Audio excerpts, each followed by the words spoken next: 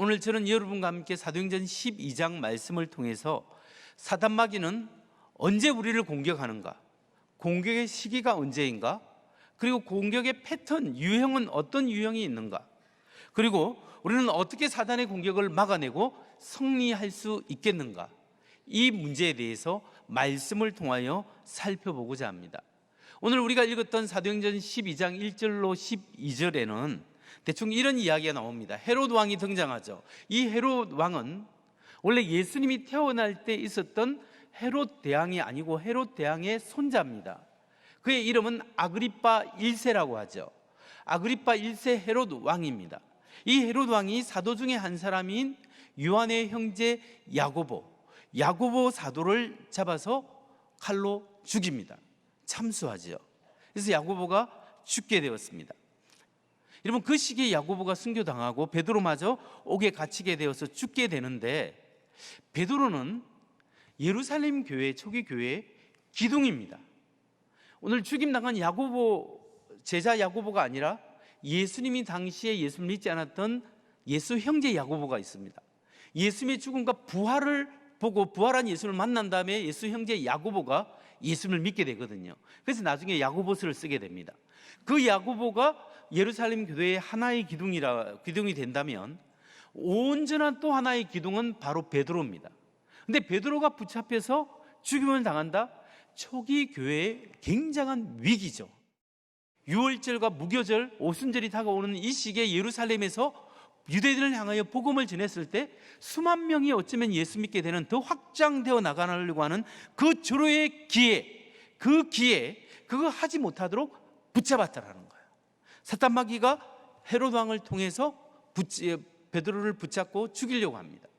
그러니까 사단은 가장 중요한 시기에 중요한 인물이 죽도록 방해하고 있다, 역사하고 있다는 사실을 알 수 있는 거죠. 여러분, 이 말씀을 통해서 오늘 우리의 삶에 한번 적용해 본다면 어떤 말씀이 생각이 될 수 있겠습니까? 우리의 삶 속에서도, 옛날뿐만 아니라 오늘을 살아가는 우리의 삶 속에서도 사단의 공격과 사단의 역사가 있다는 사실을 꼭 기억해야 합니다. 여러분, 우리가 생활하는 모든 일들이 다 사단의 역사는 아닙니다. 본인이 실수하고 다른 사람이 실수로 그럴 수가 있습니다. 그걸 해놓고 사단의 역사가 있고 귀신의 장난이다 이렇게 하면 안 되죠. 그렇지만 어떤 것들은 그 사건 배후에 있는 사단의 역사, 악한 영의 역사와 공격이 있을 수 있다는 것을 기억해야 한다는 겁니다. 우연히 나타날 수 있고 우연히 일어난 일이 있을 수 있죠. 그러나 팩트는 이만한데 그 팩트를 과장해서, 그 사실을 과장해서 우리의 부정적인 감정을 달아오르게 하고 그 부정적인 감정을 이용해서 사단 마귀가 더 크게 역사하는 그런 경우가 허다하다는 사실을 여러분 꼭 기억하시기 바랍니다. 어떤 때는 우리 가정의 중요한 시기에 이 뭔가 문제가 일어나고 사단의 공격이 있을 수 있다는 것도 기억하시기 바랍니다. 여러분, 가정에 하나님의 뜻 가운데 살아가려고 하는데 사단 마귀의 공격이 있고 아픔이 있고 어려움이 있을 수 있어요. 여러분, 개인적으로도 개인적 영적 성장을 파괴하는 사단 마귀의 역사가 있을 수 있습니다. 그러면 사단의 공격의 목표가 있는데 목표가 무엇일까요? 그건 단순합니다. 우리로 하여금 믿음에서 떨어지도록, 낙심하도록 하는 것이 사단의 목표고, 물론 궁극적으로 신앙을 잃게 만드는지만 우리가 믿음 생활을 제대로 하지 못하도록 여러 면에서 방해한다는 거죠. 그러면 구체적으로 오늘날 사단의 역사는 어떻게 활동하고 있는가? 이걸 한번 생각해 봐야 합니다. 첫째로, 사단 마귀가 우리 신앙생활을 방해할 때 어떻게 방해할까요? 우리 신앙생활 잘못하도록 방해하는데 어떻게 우리를 방해하는가? 몇 가지가 있는데 먼저 첫째 하나는 우리가 말씀대로 살아가지 못하도록 방해한다는 거죠. 여러분, 우리가 신앙생활 하는데 가장 중요한 요소 중에 하나가 하나님의 말씀을 내 마음에 새기는 겁니다. 말씀을 내 마음대로, 우리가 말씀을 읽고 묵상하는 이유가 뭐예요? 말씀을 많이 읽으려고 하는 이것만 중요하고 많이 보고 듣는 건 중요한 것이 아니라 그것이 내 마음에 부딪히고 깨닫고 내면화되어서 말씀대로 살아가려고 하기 위해서 말씀을 읽고 듣고 배우는 거예요. 근데 사단 마귀는 우리로 하여금 말씀을 이해하지 못하게 하고 그리고 그 말씀대로 살아가지 못하도록 우리 만들어낸다는 것이 사단의 역사가 일어나는 거예요. 말씀에 대한 거부, 말씀에 대해서 뭔가 어려움을 당하게 하면 분명히 사단의 역사가 일어나기 시작한다는 거예요. 그 두 번째는 사단은 우리 믿음에 의심을 줍니다. 정말 하나님이 살아계실까? 정말 하나님이 내 기도를 들어주실까? 정말 내가 이렇게 어려움 당하는데 하나님이 역사하고 계실까?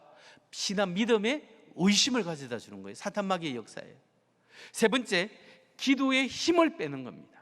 여러분, 우리가 기도하면서 하나님을 의지하게 되는데 왠지 기도를 못하도록 마음이 뒤숭숭하고 다른 TV를 잘 보고 영화는 잘 보고 드라마는 잘 보는데 기도하려고 하면 막히는 거예요.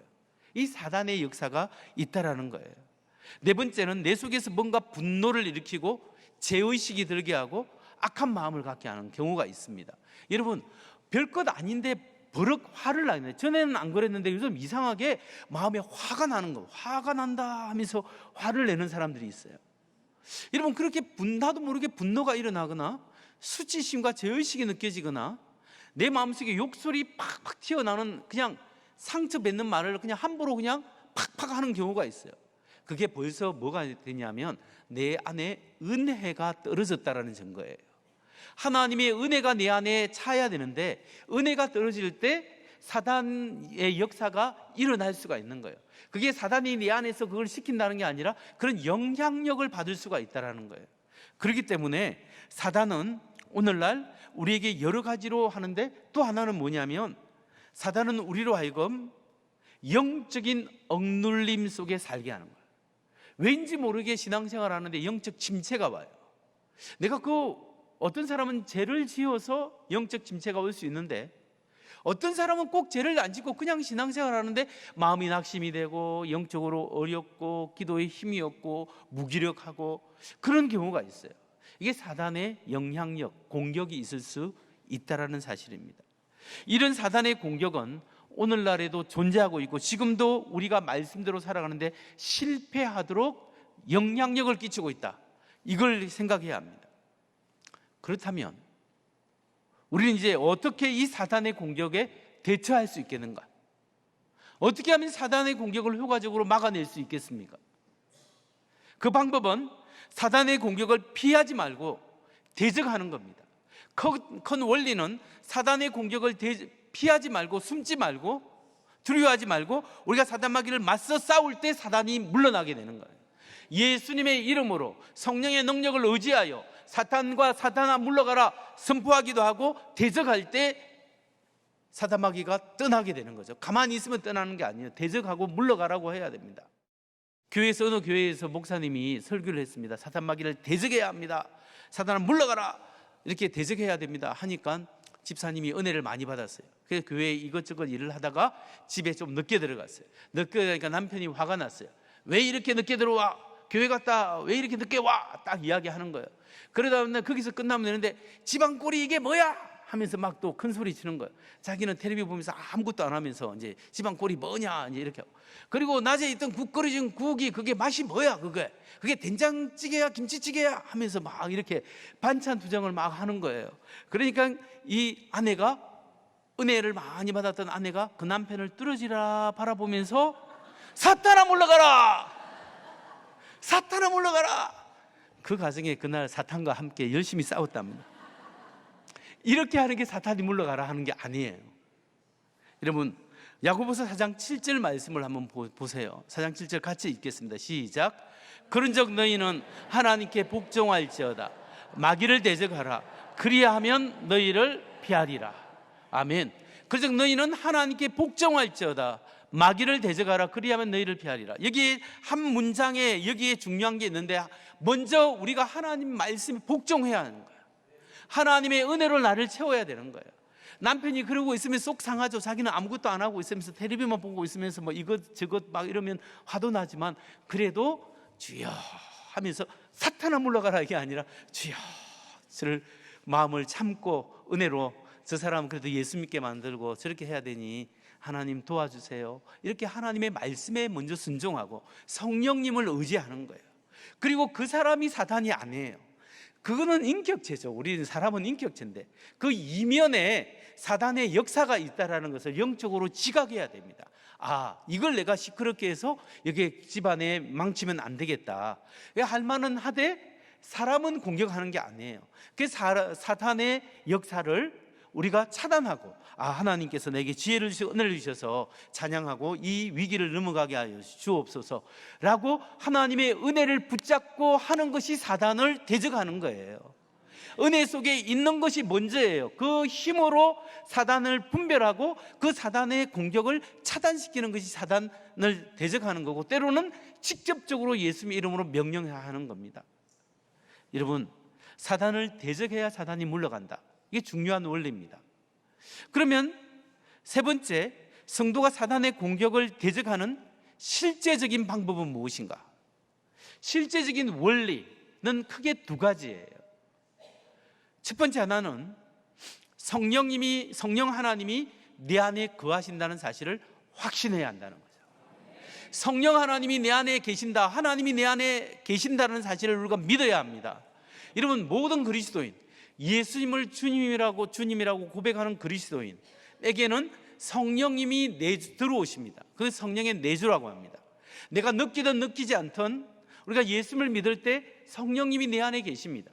그런데 어떤 사람은 영적 상태에 따라서 성령님이 나를 꽉 붙들고 있고 성령의 은혜 가운데 교제하는 사람, 영의 사람이 있는가 하면 육신의 마음의 생각과 성령의 소욕이 내 안에서 싸우기도 하고, 때로는 왔다 갔다 하면서 육신의 생각 속에 사로잡히는 사람들이 좀 더 많은 경우 육신적인 그리스도인도 있을 수 있어요.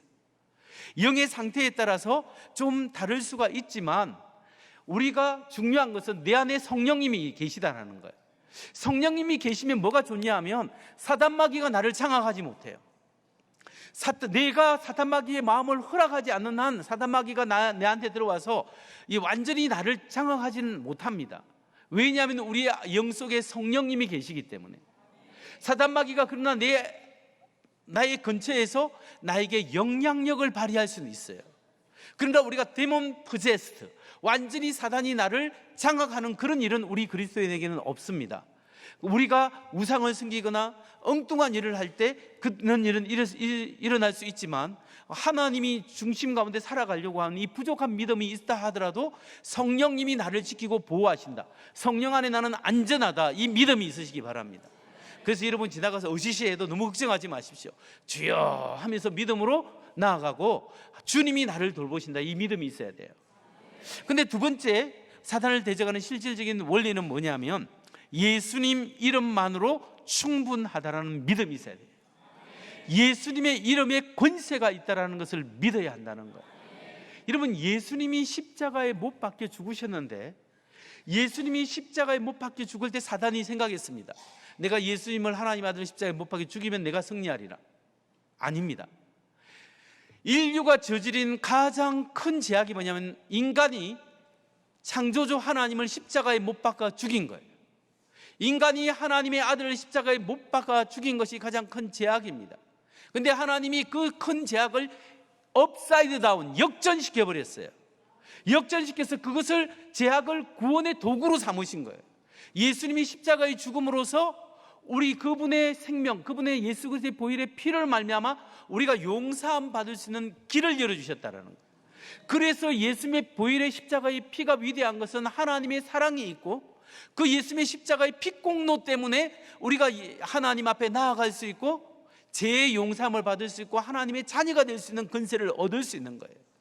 그렇기 때문에 여러분, 골로새서에 보면 예수님이 십자가에 못 박혀 죽었을 때 사단마귀가 완전히 사단마귀의 근세가 깨어졌다, 사단마귀가 십자가에서 박살났고 그리고 포로로 붙잡혀서 예수님 앞에, 하나님 앞에 끌려가고 있다, 이렇게 표현하고 있어요. 그렇기 때문에 여러분, 우리가 생각해야 될 것은 뭐냐면 이미 사단은 예수님의 십자가와 부활을 통하여 패배했다. 그리고 내가 이 예수 그리스도의 승리를 나의 승리다 라고 고백하면서 예수님의 십자가의 보혈을 의지하고 예수님의 이름의 능력을 믿고 사단마귀를 대적하고 선포하는 게 중요해요. 여러분, 그래서 모든 원리는 예수님의 이름을 의지해서 선포한다는 것은 우리가 주술적으로 주술적으로 입에 발라서 예수 이름으로 떠나가라, 예수 이름으로 뭐 하고, 이렇게 입으로만 발린 게 아니에요. 예수 이름을 믿고 예수 이름을 선포한다는 것은 내 인격이 예수님의 인격과 마주치고 그분의 이름과 인격이 손상되지 않도록 그분을 의지하고 의존하는 삶 속에서 그분을 의지하는 마음으로, 인격으로 의지하는 마음으로 예수 이름으로 선포하는 것을 말하는 겁니다. 믿지도 않고 의지하지 않고 입술만 예수 이름으로 하면 되는 게 아니에요. 그러면 오늘 본문에 나타난 초대교회에는 그들이 닥쳐온 사단의 공격을 어떻게 대처하고 물리쳤을까요? 12장 5절 말씀을 보겠습니다. 이에 베드로는 옥에 갇혔고 교회는 그를 위하여 간절히 하나님께 기도하더라. 베드로는 옥에 갇혔고 교회는 그를 위하여 간절히 하나님께 기도하더라. 여기 교회가 베드로에게 붙잡혔을 때 교회가 간절히 기도했다, 이 단어가 어디에 사용되었는지 아세요? 누가복음 22장 44절에 보면 예수님이 겟세마네 동산에서 땀방울이 핏방울 되도록 간절히 기도하시더라. 그 말씀에 쓰인 단어하고 똑같은 단어예요. 그 초대교회 성도들이 얼마나 걱정됐으면, 예수님 정도는 아니겠죠. 그렇지만은 간절한 마음을 담아서 예수님 하나님께 기도한 거예요. 하나님 우리를 지켜주시고 베드로를 구해주시고 이 위기에서 구해주옵소서 막 기도하니까 하나님이 그날 밤에 천사를 보내서 베드로를 감옥에서 풀어주었다라는 사실입니다. 베드로가 이게 환상인가 싶어서 나왔는데 나와보니까 박해예요. 그래서 하나님 은혜 가운데 박해로 나왔는데 어디로 갔습니까? 마가라 하는 요한의 어머니 마리아, 그 집이 있어요. 그 집에 가서 문을 막 두드렸어요. 두드리니까 로데라는 그 여종이 나왔는데 베드로의 음성, 나야 문 열어 하니까 베드로를 알아보고 막 들어갔는데 베드로의 사람들이 베드로의 천사다 뭐다 막 이렇게 논란이 심했어요. 나중에 보니까 베드로인 걸 알았어요. 그런데 그 마리아의 집에, 요한이라고 불리는, 마가라고 불리는 사람, 그 어머니의 그 집에서 사람들이 모여서 뭐 하고 있었어요? 기도하고 있었죠. 그 사람들이 모여서 기도하고 있어요. 12장 12절을 보겠습니다. 같이 읽습니다. 시작. 마가라 하는 요한의 어머니 마리아의 집에 가니 여러 사람이 거기에 모여 기도하고 있더라. 이때가 언제쯤 됐을까요? 한밤중이에요. 한밤에, 철야 밤에 뭐 이게 12시 된지 1시가 된지 2시가 된지 모르겠습니다. 그런데 간수장이들이 다 그냥 굴굴 잘 때니까 엄청 오래된 한밤중이겠죠. 근데 그 사람들이 한밤에 모여서 뭐 했다고? 기도했다고. 여러분 여기 보세요. 초기 교회가, 초대교회의 영적인 위기, 교회의 위기가 붙잡혔습니다. 지금 복음이 확산되려고 하는데 사도가 붙잡혀서 죽고 베드로마저도, 기둥마저도 뽑히게 생기게 세웠습니다. 그러니까 이 사람들이 하는 게 뭐냐면 하나님만 붙잡는 거예요. 합심하여 중보기도했다라는 거예요. 합심하여 중보기도할 때 하나님의 기적이 일어난다는 거예요. 여러분 초기 교회 성도님들이 합심하여 중보기도했을 때 하나님의 역사가 일어났다라는 거예요. 이것이 오늘날 우리에게 적용하면 어떻겠습니까? 오늘날 우리의 삶 속에 내 개인적으로 문제가 있던, 우리 가정에 문제가 있던, 우리 교회에 문제가 있던 간에 우리가 마음을 모아서 합심해서 함께 마음을 모아 기도하는 것이 문제 해결의 열쇠요 사단을 대적하는 좋은 방법이라는 거예요. 예수님이 그걸 가르치셨습니다. 마태복음 18장 19절 말씀이에요. 같이 한번 읽을까요? 시작. 진실로 다시 너희에게 이르노니 너희 중에 두 사람이 땅에서 합심하여 무엇이든지 구하면 하늘에 계신 내 아버지께서 그들을 위하여 이루게 하시리라. 아멘. 이게 보면 너희 중에 두 사람이 땅에서 합심하여 무엇이든지 구하면 하늘에 계신 내 아버지께서 그들을 위하여 이루게 하시겠다. 여러분 예수님께서 땅에서 단 두 사람이라도 마음을 합쳐서 하나님 앞에 간절히 기도하면 하나님이 응답해 주신다고 말씀하신 거예요. 누가 말씀해? 예수님이 말씀하신 거예요. 그렇기 때문에 우리가 이 말씀을 믿고 우리 삶에 여러 가지 문제가 있으면 기도 제목을 나눠야 돼요. 구역에서 구역장들이, 구역 강사님과 구역장님들이 구역원들을 위해서 함께 문제마다 합심하여 기도할 때 역사가 일어나요. 전도회에서 여러분 함께 모여서 기도하는 시간 가지세요. 여러분, 가정에서 문제가 있으면 엄마, 아빠, 아이들하고 우리 문제를 내놓고 하나님께 기도하자 해서 아이들이 기도 응답 받는 체험을 해야 되는 거예요. 그래서 가정에서 합심해서 중보기도할 때 하나님이 역사하시는 겁니다. 아프면 교회도 내놓고 주위 사람에게도 내놓고 기도하시기 바랍니다. 여러분, 여기에 보면 성경에서 여호수아 6장에 여루성을 할 때 7 제사장이 7 양각나팔을 가지고 7째 날에 7번 성을 돌라 했어요. 열왕기상 18장에 엘리야 선지자가 7번 하나님이 비를 내리도록 기도했어요. 열왕기하 5장에서 나만 장군이 7번 물에 들어가서 목욕을 했어요. 그런데 왜 7번씩 시켰을까요? 왜냐하면 성경은 7이라는 7이라는 숫자는 완전 숫자인데 다른 뜻은 하나님이 하신다는 거예요. 하나님이 6일까지는 세상을 창조하고 7일째 안식하셨어요. 하나님이 영광 받으시고 하나님이 행하신다라는 표시가 7이에요. 그렇기 때문에 여러분, 바로 그렇게 하나님이 할 때까지 중보기도의, 그래서 기도의 원리는 뭐냐면 거의 다 6번까지 가면 안 돼요. 7번 마지막까지 응답할 때까지 기도해야 된다는 은혜가, 영적 비밀이 여기에 있는 거예요. 그래서 하나님이 응답하실 때까지, 하나님이 온전히 할 때까지 우리가 순종하고 기도하고 역사하고 앙망하면 하나님이 반드시 역사하신다는 것을 믿으시기 바랍니다. 그러면 마지막으로 초대교회가 경험했던 사단의 역사를 중보기도로 대적했을 때 어떤 결과가 생겼습니까? 중보기도 열심히 모여서 기도했을 때 어떤 결과가 났다고요? 사도행전 12장 23절 24절을 보세요. 헤롯이 영광을 하나님께 돌리지 아니하므로 주의 사자가 곧 친히 벌레에게 먹혀 죽으니라. 하나님의 말씀은 흥황하여 더하더라. 여기 보면 헤롯이 하나님의 영광을 돌리지 아니하므로 주의 사자가 친히 벌레에 먹혀 죽겠다. 하나님이 심판하셨다는 거예요.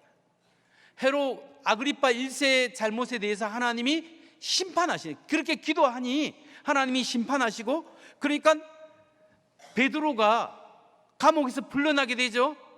그래서 복음을 전하는데 아직 방해가 되죠. 하나님 방해 요소를 헤롯 왕을 심판해 버립니다.